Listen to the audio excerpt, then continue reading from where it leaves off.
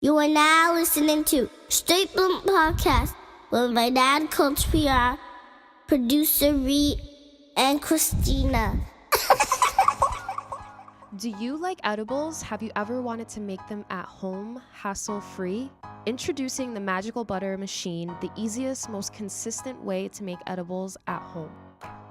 Perfect for growers that have extra plant material, you can use trim, buds, shake, sugar leaf, and all kinds of concentrates. If you make edibles, you need this machine.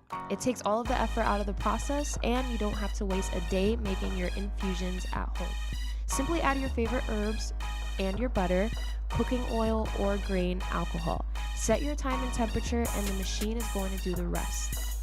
The high-power immersion blender is going to chop up your botanicals while the internal heating unit is going to maintain the perfect temperature for your infusion. The Magical Butter Machine comes with everything you need to make extractions at home. Included with your machine is the reusable Purify filter bag for straining and the heat-resistant silicone Love Glove.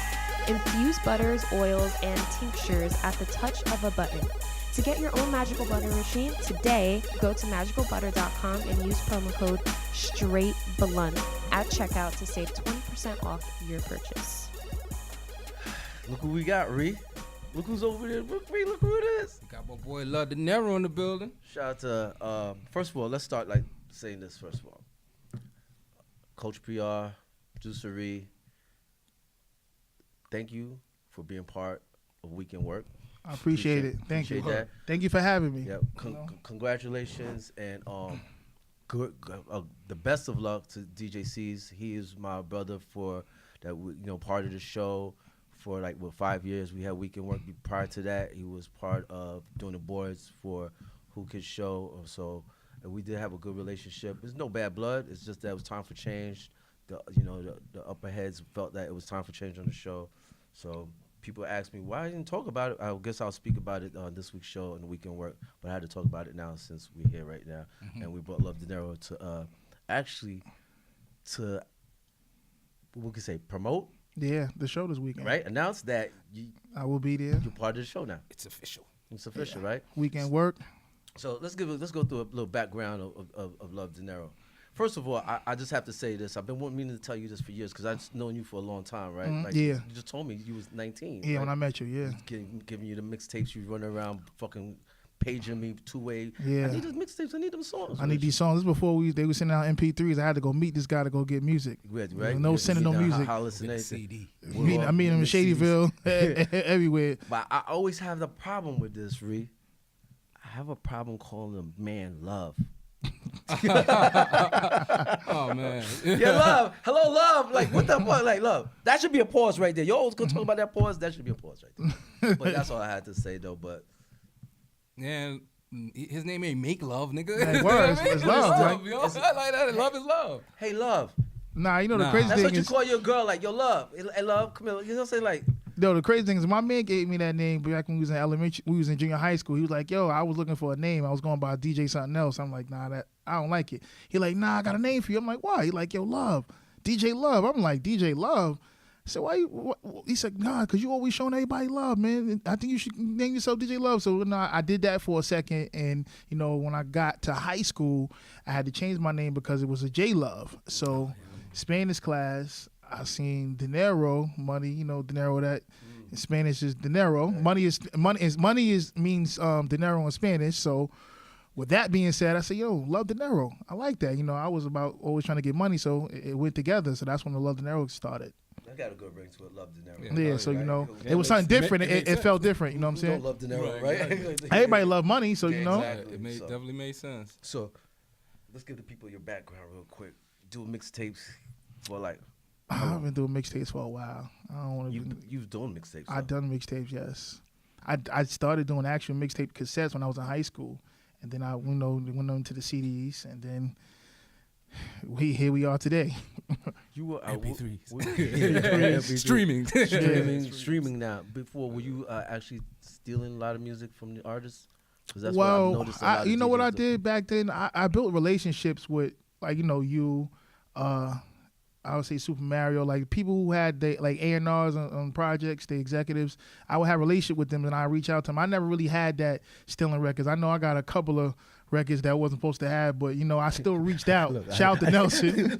Oh, you didn't steal, someone else stole. But I wasn't that into like buying the songs. I like there's a lot of DJs that was out there that was buying music. They was getting them. I didn't have that.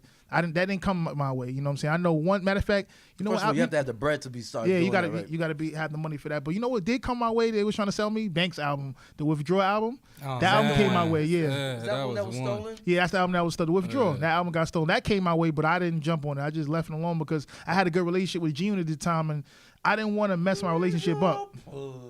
Nah, I'm just telling you, I'm for real. You should have jumped on that real quick. Nah, they was beefing. It was like, a lot of shit going on with that, man. Like when that happened. Nah, so niggas was fucking mad about that. They was real pissed off about that. And I didn't want, and I got a relationship with Banks. Me and Banks went to school, so I didn't want to be behind like messing a dude's career because that shit was serious back then. Yeah, but you take it and then you go, I got your music. Let's go. That shit affected his career too. It did. It changed his whole career. Yeah, that was it right there. That album, yeah. Because then the next album he had put out, what was the name of that? Hunger for More 2? No. It was Rotten Apple. Rotten Apple was the next album. And it didn't do good because the timing. It was the timing. Hunger for More was the first one, right? Yeah, that came out 2004. And then after Hunger for More was supposed to be the Withdrawal. Well, it was supposed to be the Withdrawal. Then it came Rotten Apple. Rotten Apple came out 06. Okay, and then it was supposed to be Withdrawal. Yeah. So whatever happened to those music from the Withdrawal though? Like, it just was out there. Word. What happened? If it was dope, right? I'm assuming because you said change his life. Like, yeah, I remember where's that music at? I mean, I think that timing is everything with this game right here. So at that point, G-Unit was on fire, so it was just retarded to the point where I think the momentum died because that was around the time when Game dropped his album 05, and then after Game dropped his album, him and 50 started the beefing, and then was all the G-Unit all that stupid shit. Then the Yo, it was a lot of stuff going on. So I think the album was supposed to come out within that time, and then got lost in the sauce. It got lost in the sauce out there. Then when Banks did drop his album, which was 06. The momentum, I don't think it wasn't the same no more. Like it wasn't. Everybody wasn't like anticipating for it, like how they was a year or two prior to that. Who you DJ for artists though, right? I DJ for Ashanti. I DJ for Jewels for 2 seconds. And, 2 seconds. Yeah, we're at 2 seconds. And I DJ for Waka. That was my longest run.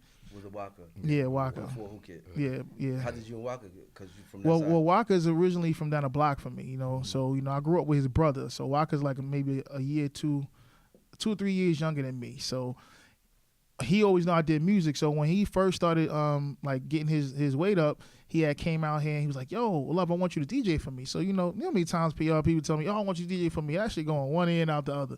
But Waka was dead serious about this. So it was funny because this was like 2009. He was showing me like the websites where the mixtapes he's putting around. Like, "Yo, my mixtape's coming out. Like, I'm pushing it hard." So January comes, he gets shot. So that right there, that him getting shot gave him so much exposure because they was looking at him like he was supposed to be like the Gucci's goon. Like he was known as Gucci's, like he was his, I'm not going to say his goon. He was his hype man. He was his wild guy. That he was the guy who was Gucci. And then his name was Waka Flocka. So all that shit stood out. So after he gets shot, everything just go haywire from him. He was like, he's in the talk of the town. So like everything started connecting. So now he comes up here to do 106 in Park, which was February of 2010. That's crazy. I'm good with my dates when I remember. Yeah, because Reed's over here. Yeah, because I remember that. Like, Waka, I want to come out. So that whole Waka shit. So now he comes up here and he calls me to DJ 106 in Park because the video, remember 106 in Park, they let you perform when the video goes to number one. Right. So now the video goes to number one. He needed a DJ. He had no DJ at the time. I think he did have a DJ. I don't know whatever the situation was. He called me. I see the number that called me, and I was tired either. I did something the night before. I couldn't get up. So now I missed the call. So now we go out that night. We go to the club, and Flex has a party at M2, one of the clubs in the city. We go out there, and he's like, "Yo, I called you." I'm like, "You did?" I called him 678 number. I'm like, "Oh, that was you? I needed a DJ for 106 in Park." So I said, "Yo, if I ever get a number," like I'm telling people nowadays, man, I don't know what's going on with the society today. People act like they don't want to pick up numbers they don't know. Man, you got a number calling you, pick that phone up. You don't know who that might be. Like it might be a life-changing phone call. You never know. So I told myself from that day that if I ever see some crazy number, I'm answering my phone because I don't know what that phone call might be about. You just don't know. So now, moving along, it's like maybe a week or two later, I get that another phone call from a crazy number. Yo, I need you to get to Atlanta immediately. I'm like, you serious? Like, yeah, it was like Friday night. I'm setting up for a party.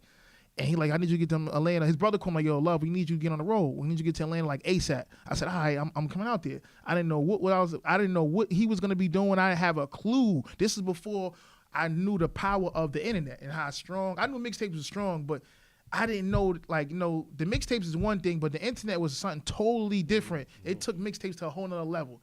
So I book a flight to go to Atlanta. I got down there Monday. So now we in the studio. I meet everybody, you know what I'm saying? Like other people that's down there, his producers and all that, everybody, I already know the family, but I don't know all his crew, you know what I'm saying? Right. So now I meet them, we all in there talking, whatever.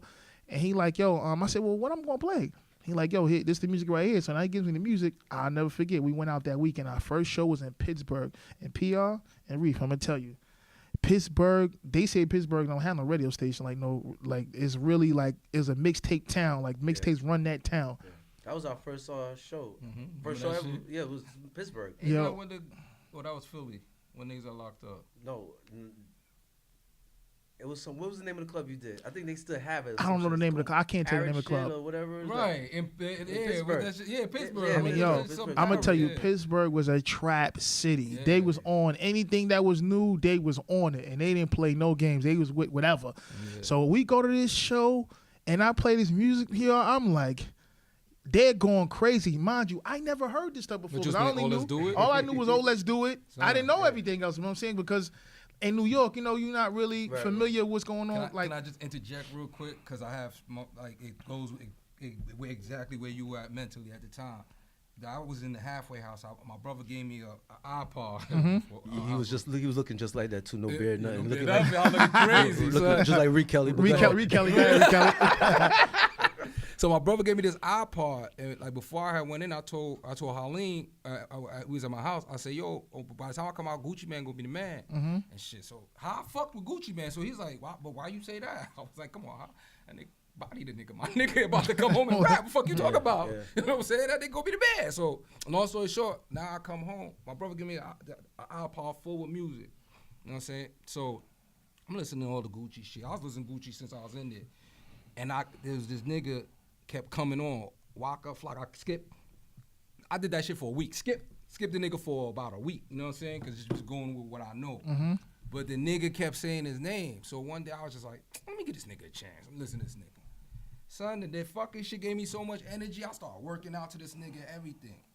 So I come home on a visit and I go to Slow Crib. So I'm at Slow Crib and O'Neal started rapping for me. He's like, y'all rap? I've been writing. I'm like, all right, cool. He started rapping. I was like, you kind of remind me of Fab and Joel Santana. Mm-hmm. I was like, yo, today, for you to pop, there's a kid named Waka Flocka. You got to do some shit like that in order for you to pop and get the energy.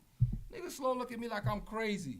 I was with Waka yesterday. What the fuck you talking about? He's hot. He was. He's like, he's hot? I was like, yo, slow. I know we from New York, and I know y'all niggas might be looking at me like I got 8 heads and might not understand it.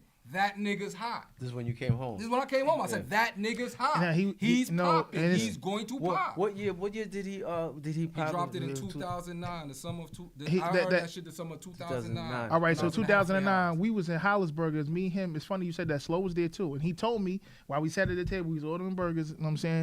And he like, yo, I want you to DJ for me. And I'm like, huh?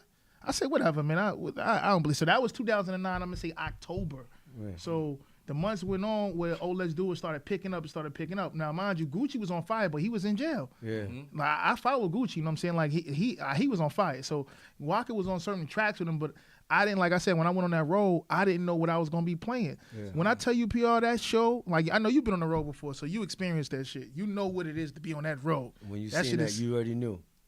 Yo. What's the name of the mixtape? Salute Me or Shoot Me. He had the Salute Me the series. Those series. Salute Me or Shoot Me Part 2. He had Lamborghini this summer. He had Hard in the Paint. He had Let's Do It. Dreads where them gun sounds. Love the gun sounds. That same mixtape. I think it was the same mixtape. You know who played that for me in the barbershop? I just opened a restaurant. Opened a restaurant in 2009. So it was between 2009 and 2010, I think. Bimmy came in the barbershop. His uncle. Yeah. His uncle, right? I'm like, that shit whack, bro. I was hating. I said, yo, his name is Waka Flocka. He said, yo, that's my nephew, son. I was like, all right, I'm not trying to be mean. I don't even like the name, bro. Yo, Nah, that name after a stood little out. bit after that, I just started hearing this nigga just like. Yo, son, the name was the catchphrase. I'm telling He you. did it right. He That did shit nice. was out of here, right? Yo, and he Bentley was did driving it by and right. says, yo, he's coming through with I think he had the Bentley. You know, Yeah, he had the Bentley. He had the Maybach at the time. Yeah, Wasn't the it? Like the Maybach, Maybach. Come through, right? Pull up at the restaurant. Told you. I'm like, peace. Yeah. Like, Yeah. Nigga Slow called me a week later singing, oh, let's do it on the phone. Like, yo, Yeah. you right. Nah, but Slow had him. Slow had him in the hood. I'm not gonna lie. Slow had him running around. They was running around with a book bag, running around Queens. They was moving around. So when I tell you, I know what happened. Once he got shot, when they tried to rob him, he got shot in Atlanta. Everything just took off for him. And then that's what I said. I went on a roll with him. My first show was in Pittsburgh, and every night was a movie. Like it was a movie. It was to the point where I started seeing what I could do different to help him, and that's what I started doing. Like I would begin on the road. Every time we go into, I reach out. I mean, no, this on Twitter was big. This Instagram wasn't even around at the time. I go on Twitter, see what DJs is there. I hit the DJ like, what record y'all playing out there? So that's how I would put my shows together on what's more popping in that town. Because every time we went to, from Detroit to Pittsburgh to Indiana to all the Carolina, all those markets had different songs they was on. You know what I'm saying? He had a joint called Rooster and My Rari. Oh my God, man, yo, the girl, and that's where originally where No Hands kind of came from, because all that he had all that ass, and he said some crazy shit like that. A lot of different parts came from that song, so the girls was going crazy ass, and like it was crazy when he did that record. I was like, yo, are you serious? So now we in the studio, now moving along after we do the roll. I'm saying I'm in the studio with him. We doing everything together. I'm trying to do everything. I ain't playing. I'm going to radio interviews, and that's how I'm gonna get to Sirius, how we got to that part. So now we in the studio. He starts to record. He's doing a tape with DJ Holiday. Shout out to him. That mixtape was supposed to be called was it Flockavelli? It was supposed to be a mixtape called Flockavelli. Well, matter of fact, me and Holly was supposed to do a tape with Waka called America's Most Wanted. I had the artwork and everything, but they ended up scrapping that out, and he was supposed to do Flockavelli. So Flockavelli was supposed to be a mixtape that turned into an album. So every day we was in the studio, he was recording. He had did the Young Money Brick Squad. That's where the Love Dinero nigga came from. You ever know? Listen to that. That's where that drop comes from. He says my name in the beginning. I sat in the studio with him, and we was there days and nights recorded. He did that. I was there when he did Grove Street Party. I was there when he did Fuck This Industry. Like pretty much that whole album I was there for. Like I was in the studio with him while he did that. So is this the truth? The rumor is that you stopped DJing because then you gained some weight. Nah, man. The age kicked in, man. Oh, was it had nothing to do with the weight? Nah, I just heard that nigga Love got fat, and I was like, yo, I never got fat. I got stronger. That's what it was. So I put on some weight. I never got fat. I ain't fat. So then you went to Sirius. Then you came to Sirius. All right, so now we do the radio runs now, right? So, I'm like, I was familiar with Sirius already, because of the drama shows and Woo Kid, of course, I was doing radio in North Carolina, so every Saturday I used to drive to North Carolina. Every weekend, word. I used to drive to Fayetteville from Queens. Every Friday night, I had a show that came on. I remember that. I remember when you got on that. I was doing a show in Fayetteville, North Carolina, and me and my mans would drive down there every Friday. We did that for like 3 months. You got that because being on the road with Waka? Nah, I got that on the humble. Okay. But I'm just saying, when I was doing that, that's how I was always familiar with Sirius Radio. A lot of people didn't really be knowing about Sirius, so I used to listen to Woo Kid all the time. So I already had Sirius. I'm like, I gotta get up there. I want that. So now when I'm on the road with Waka, we doing radio runs. So now we in New York, so he has to do Sirius. I go up there, and Ron Mills is there. So he's the guy that's helping us up. We put us in the room, the room back there, the green room. We go in the green room, and I'm like, yo, what I need to do about DJing up here? I want to speak to somebody. How do I go about that? So he's like, he said, I can make that happen. You take my number down. So I took his number down, and I called him like, yo, you know what? I could put you with Miss Mimi. She has guest DJs up there. Now on that show, this was what, 2011? That was 2010. 2010. So my first time going up there was 2010. So he put me on like within the next month. I got up there. So he's like, yo, reach out to Miss Mimi. I'm gonna hit her up. So I think he did an email with BCC'd her in it. Was with Mimi.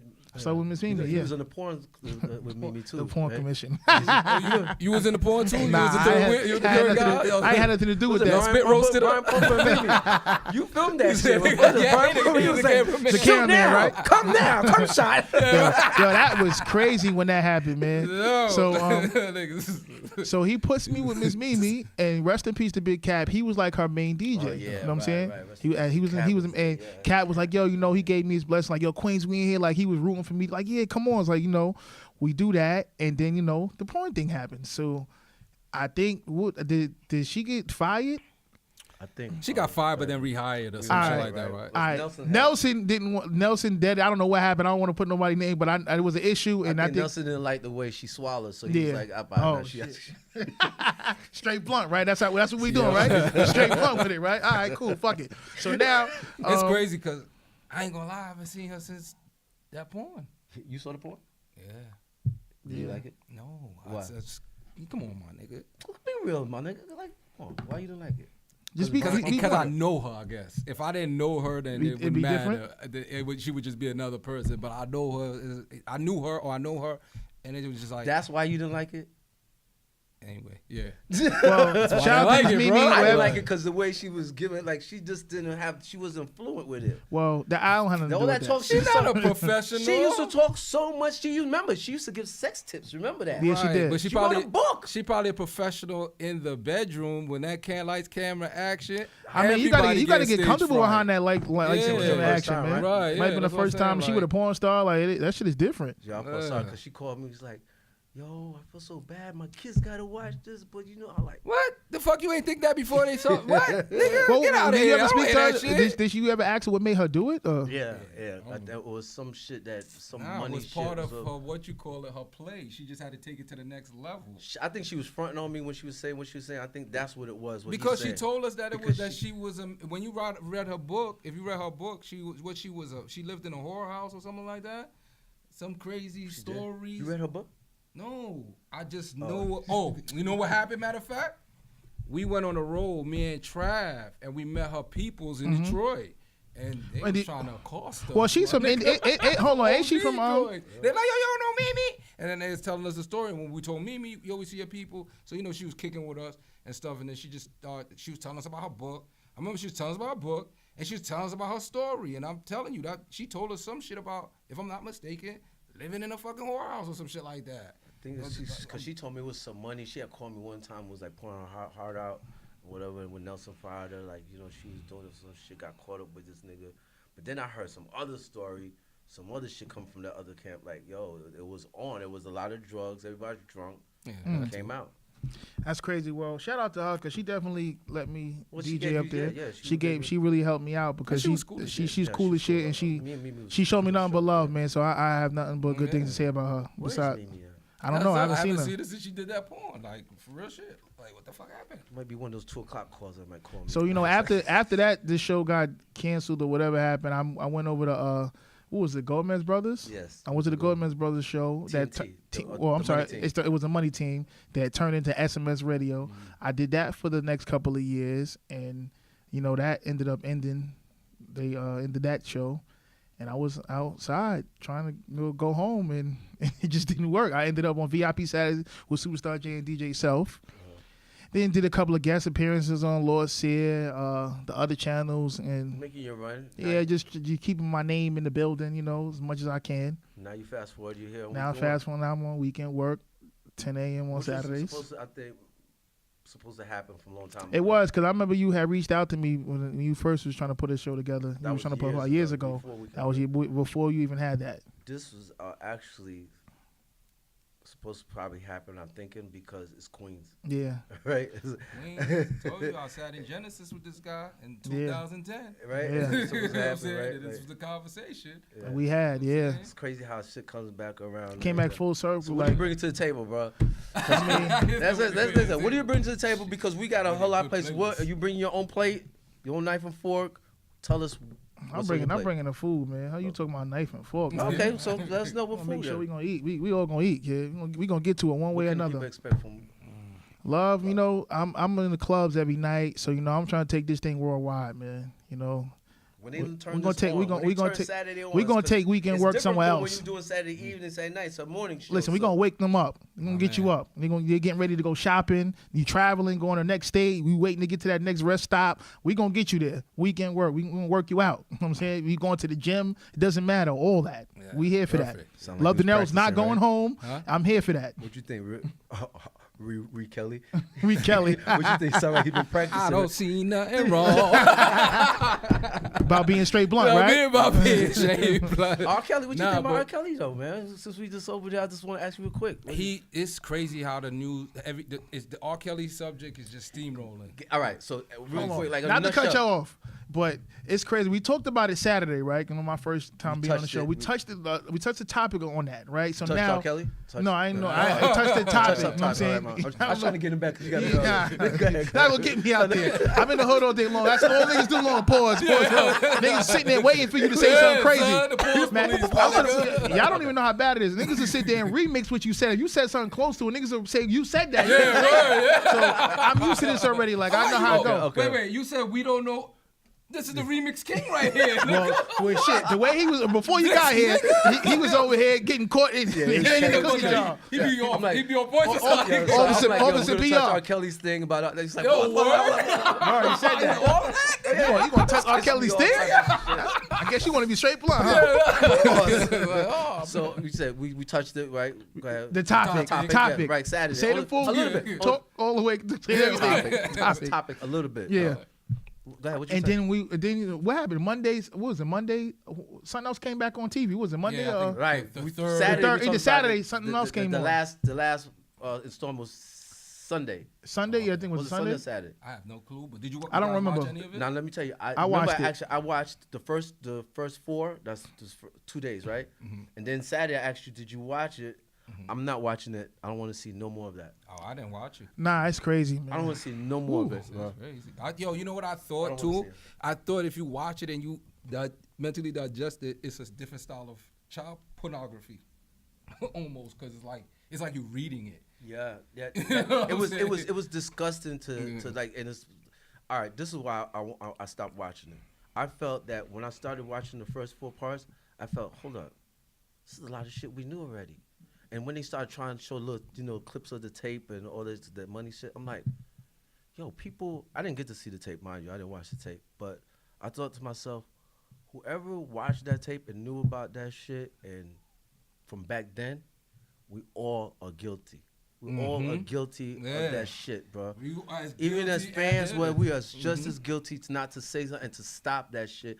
Not to say we could have actually held him, yeah. but we could have said something back then, bro. Remember, he was still running through music, big hits At the back time. then. Well, At that time. definitely. So the music overpowered everything, I think. But then you gotta think social media wasn't around at that time, so it was easier back then to sweep a lot of things under the table. Yeah, but it was also easier for us that once the tape came out, everybody knew about that. First of all, No, they definitely That's did. when it should've But started. remember, he played it like it was his brother and all that other nonsense. people knew. Whoever watched it, people said that was him. They all are guilty. They all. But remember, everybody he knew. went to court and all that, Yeah, and he and beat won. or he won. Right. So what could you do? The man went to court. But let me ask you a question. Did you know about Aaliyah?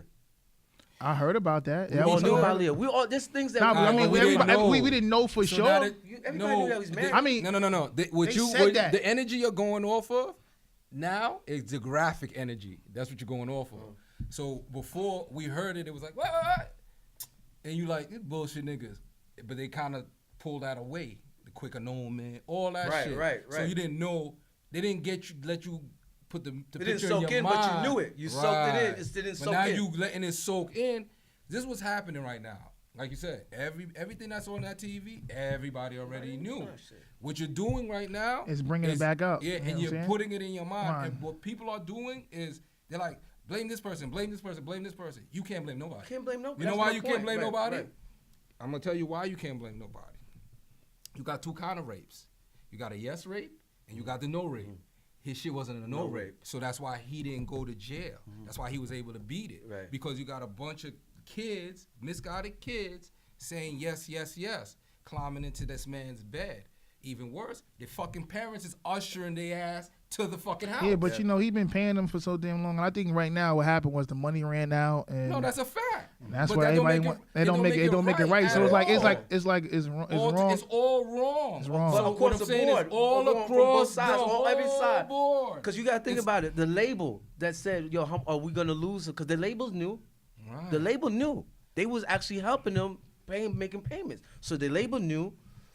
the Olympics, when he was over there singing for the Olympics during this time, everybody had a feeling what was going on. My thing is this. So if he had all this going on, why the hell he didn't go either get some help or just stop? Like, because nobody, you first of all, you're not going to get the help as that person that's in the accused. but you're paying for all this. He still don't know that. He can't comprehend. Michael Jackson had the no rapes.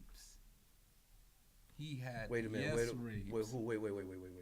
Michael Jackson had little boys. You think them little boys was going yes? You think them little boys was going to his bed? Them little boys. No. You know what I'm saying? No, wait. And that's how he's getting away with it. I'm not gonna throw little Michael Jackson and say that he did that. I'm not saying that he did it either. I'm giving you the climate. No, Okay. climate. What am I saying? Climate. I'm not saying climate. Climax? That is a word.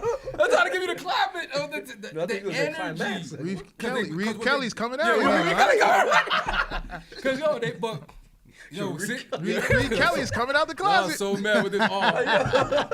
Yo, so, and then what they've been doing on the internet is just exposing everybody. Oh, what you talking about? Diddy was 24 and Misa was 16. Jay-Z was 27 and Foxy was 15. And they doing all these different comparisons. Yeah, So but now, you know what it is? Even though that was going on, but they did what they did, but they didn't. Then they did, see?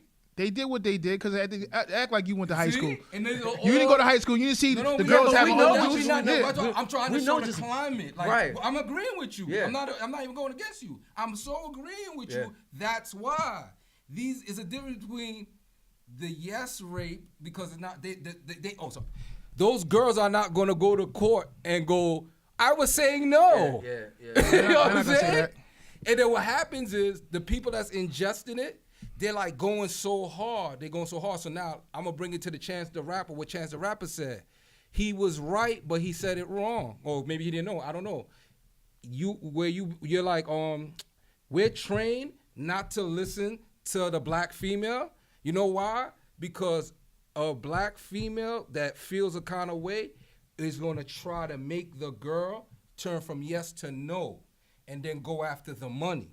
And because that practice has been done, that's why we don't listen to the black female when they be like, oh, if they like, oh, he got raped, or they got raped, and they was really a no rape. It messes up for the real ones. Yeah, that's what happened. So like now we over here, we going so hard with R.Kelly and all these girls, and at the end of the day, that shit not really important.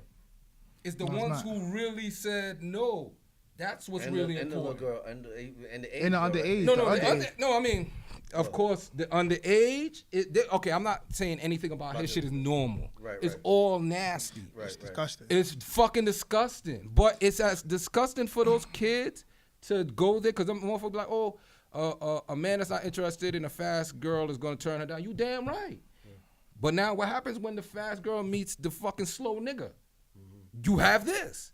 And then where your parents at? What your parents is putting in that fast ass kid head? Mm-hmm. What are they doing? But you know, I want to recite a lyric real quick. Let's see. I'm gonna take a while to find it. I might mess it up. Backstage, underage, adolescents. Yeah, like come on, man. I mean, I'm not co-signing none of this shit. You know where that's from, right? I like to do the wild thing. Poison. No, but it wasn't poison. Yeah, you can do me, baby. Yeah, do me, baby. Big Paul salt. Right? Right, yeah. So listen what we was listening to. Shit. The music Backstage, underage. The music was brainwashing you. Yeah, so you didn't even know it. Was it brainwashing us, or was it really telling us that we didn't ignore it? We didn't brainwash it. We ignored a lot of lyrics that was being said. I feel like in my age group, we didn't, and we peeped all that shit. Like in my age group, we didn't like Bill Cosby when we was coming up because we was hearing shit. We was hearing about a lot of older niggas, and quite frankly, we was in high school seeing niggas pull up and bag the bitches. Yeah. So 9 times out of 10, all the bitches that's in the bed are the bad bitches of their age group. You know what I'm saying? Think about how many times you saw chicks being picked up by the drug dealer, the local drug dealer in the Beyond, the Benz, or whatever. Drop top, Pick a rapper. Taking all our girls. Taking all our girls, bro. We did not like the older niggas growing up because of these exact things. And that's the same girls right now that's probably complaining about those little girls saying that's nasty. But you're the same one that was getting in school. Getting that 325. No, you getting that Benz. You're wrong. Well, I don't want to say you're wrong like that. Like you're wrong, but I think you're wrong. You know what I think? What? I think it's the bitches that wasn't giving up no pussy. And I think it's the niggas that was getting no pussy that's fucking all up here. Him. Like, shut the fuck up. Yeah. It's them. It's all of them. Yeah. It's all. Go get the parents too. It's all of them. Yeah. It's all of them. Yeah. He's sick as shit. Disgusting. He's sick as shit. But everybody knows it's R.Kelly, unfortunately. Man, and that's coming straight from R.Kelly. Yeah, R.Kelly. Huh? King of R&B. No, he was a king of R&D, rhythm and dick, because he was slinging all that dick. Rhythm and dick. R&D. R&D. King of R&D, rhythm and dick. Take this dick. Nasty ass dick. Hey. Nasty nigga. Love, man. Yes. Appreciate you for pulling up, man. Not a problem, man. Let's you kill know it. Weekend work. You know how we gonna do it each and every Saturday. All right. I don't want to hear no music you come in here and playing. Love is the message. I mean, rapper's delight. And all that shit. A hit. A hop. A hit. Yo, emotions for you. No, you know what I'm saying? Take your ass to the fucking But I know we're gonna kill it. Nah, most definitely, man. We're gonna do what we gotta do. Right? Congratulations, 2019. Thank you. 2019 started the right way. We're gonna get it going. Heavy Grind Studios. Listen, we're gonna do it, baby. See y'all next week.